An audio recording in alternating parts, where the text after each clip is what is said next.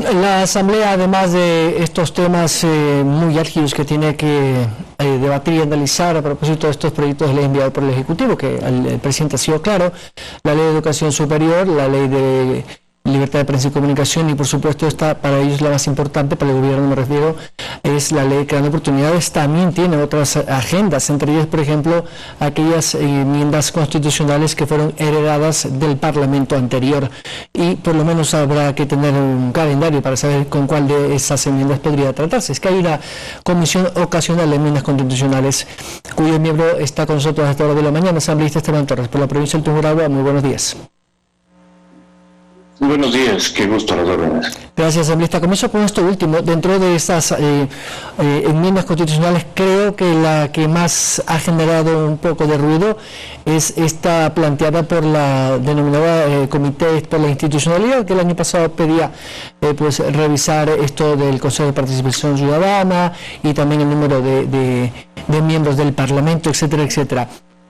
¿Se va a retomar estos temas para que la Comisión pueda presentar un informe definitivo al Pleno? Bueno, definitivamente no. Esos temas, los planteados por el Comité de Reinstitucionalización de la Democracia, con los cuales yo estaba de acuerdo, lamentablemente ya no se pueden volver a tratar porque siguieron el trámite en la Asamblea Nacional, y además la Corte Constitucional, en un dictamen reciente, me refiero a hace 2 o 3 semanas, ha dicho que el proceso se llevó a cabo de manera correcta, es decir, en la Asamblea, a pesar de los pequeños errores que tuvo, y que el tema está terminado. En ese sentido, cualquier otra reforma constitucional que busque modificar la estructura del Estado, ya sea con la eliminación del Consejo de Participación Ciudadana, con la bicameralidad, con la reducción del número de asambleístas, tendrá que ser nuevamente planteada por quienes tienen capacidad de hacerlo, que pueden ser nuevamente un grupo de ciudadanos, puede ser la propia Asamblea o incluso el Ejecutivo, que podría, si quisiera de alguna manera consultarle al pueblo varias cosas, plantear este tema para que en un dictamen la Corte Constitucional le diga cuál es el camino correcto, que evidentemente sería por los dictámenes previos, la enmienda constitucional y el referéndum aprobatorio posterior luego de lo que trate la Asamblea. Pero por el momento ese tema ya no está en debate en la Comisión, estamos únicamente debatiendo estos momentos respecto del Consejo de Galápagos para ver si se lo elige con votación popular o si sigue siendo con designación gubernamental. Ahora, con la situación actual que hay el Parlamento encrispado en algunos temas internos, la presidenta de la Asamblea ya ha dicho que hay una especie de persecución, incluso ha hablado de muerte cruzada y algunos otros temas que realmente distraen la labor principal de la Asamblea, que es legislar y fiscalizar. Ya en materia de análisis, todavía estamos a la espera de que el Consejo de Administración de la Legislatura pueda definir o no si es que el proyecto de ley se califica para que entre a la comisión respectiva. ¿Qué consideración tiene usted de esto? Bueno, yo tenía la tesis, más allá de que el Partido Social Cristiano y los aliados no tengamos puesto en el Consejo de Administración de la Legislatura algo inédito y algo que además será una decisión unilateral del exministro de Gobierno, de que no quiso incluirnos ahí, a raíz precisamente de lo que sucedió en la sesión inaugural. Pero más allá de eso, yo siempre sostuve la tesis de que el tema debería llegar a debate en las comisiones y en el Pleno y subsanar cualquier error que pueda darse, evidentemente no tan grave, respecto de la unidad de materia. Ahí habían 2 tesis. He leído, sin embargo, y ya está listo el informe de la Unidad de Técnica Legislativa, que siempre es informes bastante técnicos, apolíticos, en donde en más de 88 hojas se recomienda, porque no es vinculante, al CAL no calificar el proyecto de ley, porque evidentemente hay tantas materias que no se está cumpliendo con los presupuestos de la Constitución y de la Ley Orgánica de la Función Legislativa, porque, entre otras cosas, se están reformando más de 35 leyes, pero hay temas que incluso se van por fuera de la conexidad de materia de recuperación económica, que se podría entender en el tema, por ejemplo, laboral, en el tema tributario, pero hay hasta temas de cambio de uso del suelo, modificaciones de la estructura del Estado, una serie de cosas que uno nos explica por qué están en esta ley.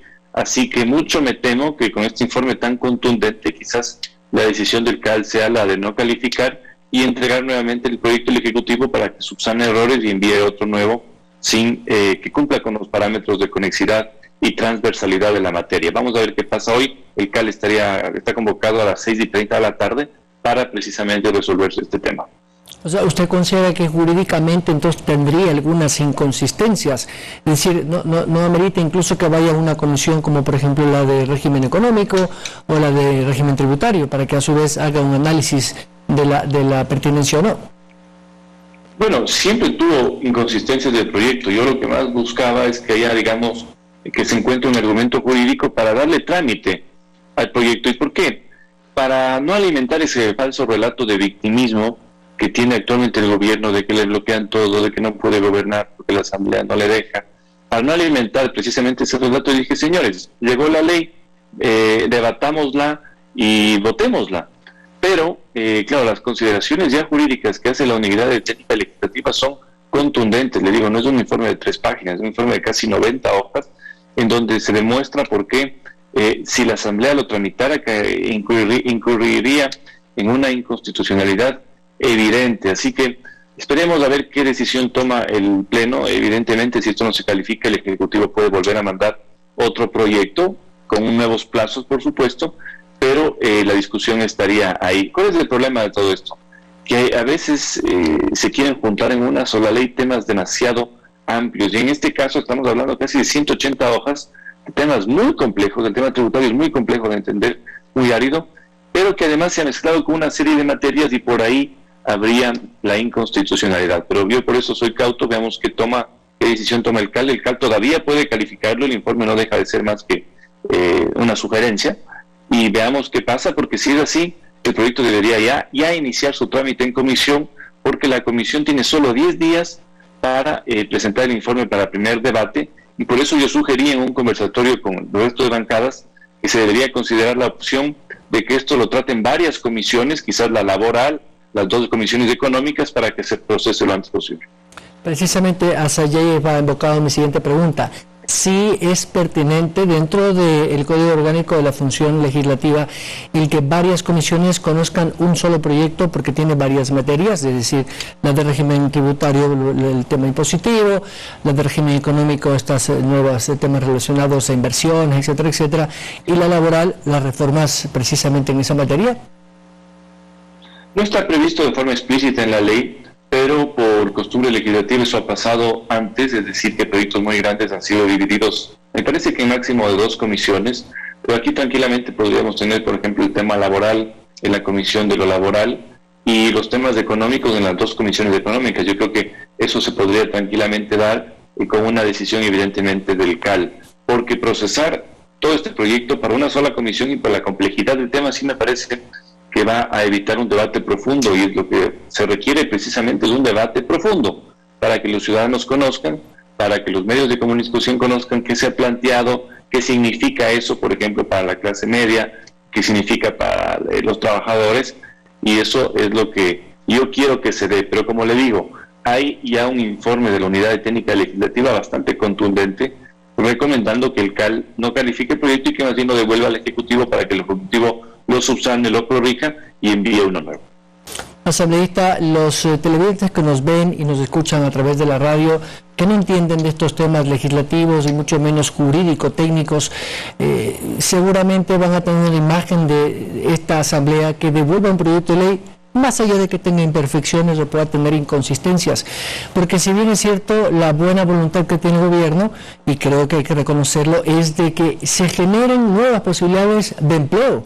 Evidentemente también los que más tienen, más paguen, más allá de que eso no, un nuevo impuesto, eso se lo puede discutir jurídicamente, económicamente, tributariamente, pero digo esto porque la sensación que pueden tener los ciudadanos de a pie, que están desesperados, 7 de cada 10 que no tienen empleo, digan, no, es que la Asamblea está boicoteando una posibilidad que tengo yo como ecuatoriano desempleado de tener un trabajo. Es decir, ¿por qué le digo esto? Porque hay que pensar como el ciudadano de a pie y no desde un punto político.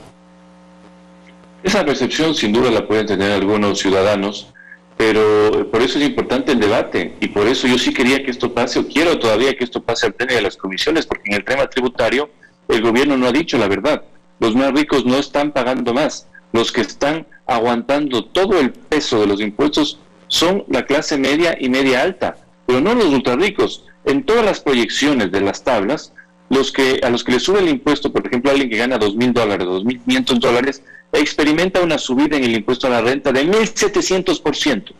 Y por otro lado, quien gana $300,000 al mes, estamos hablando ya de un súper empresario, de alguien que le va muy bien, o incluso de alguien que está relacionado con la banca, se experimenta una subida del 1%. Es decir, realmente aquí los que están aguantando el golpe de los impuestos, o aguantarían esto, son la clase media y media alta, especialmente con ingresos mensuales de $2,000 a $10,000, porque a partir de los $15,000 ya la curva empieza a bajar y la afectación es mínima, es decir, pagarían lo mismo que pagan ahora. Y en el tema laboral, yo sí estoy a favor de ampliar la frontera del empleo, de darle soluciones, oxígenos y posibilidades a los más de 5,6 millones de personas desempleadas.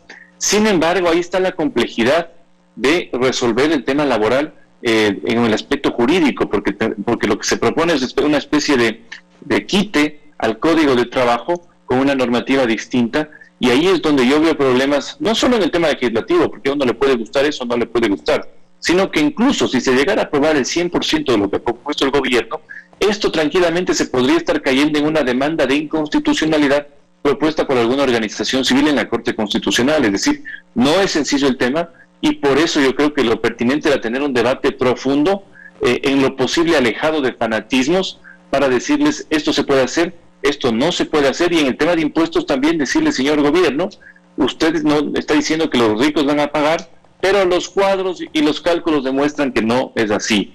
Entonces, por eso yo creo que es sano el debate, un debate de posiciones, sí, complejas, distintas, pero necesario en la democracia que vivimos ahora. El tema es amplio, asambleísta, y sin duda alguna concuerdo con usted de que hay que debatir, porque las diferencias deberían ser siempre habladas al término del diálogo respetuoso, pero jurídica y técnicamente respaldado. Ojalá esto se dé por bien del país. Gracias, asambleísta. Gracias también. Saludos cordiales. Un buen día. Gracias al asambleísta Esteban Torres.